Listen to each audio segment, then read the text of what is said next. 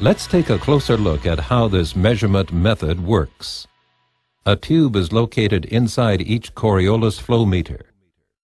An exciter causes this tube to oscillate constantly, here in an exaggerated example. If there is no flow, the measuring tube oscillates uniformly. Sensors are located at the inlet and outlet and register this basic oscillation precisely.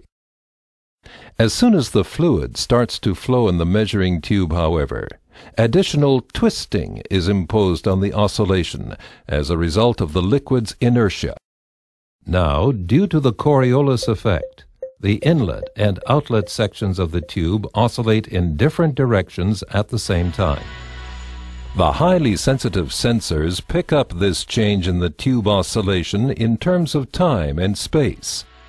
This is known as the phase shift and is a direct measure of how much liquid or gas is currently flowing through the pipe.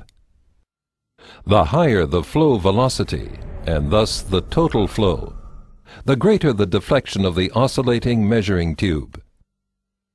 The application of the Coriolis measuring principle doesn't stop here.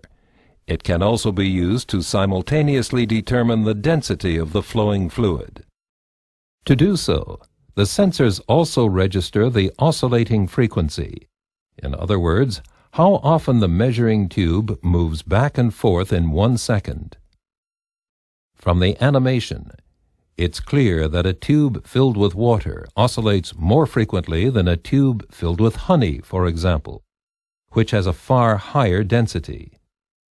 Thus, the oscillating frequency is a direct measure of the fluid's density. Both the density and the flow are determined simultaneously but independently via the tube oscillation.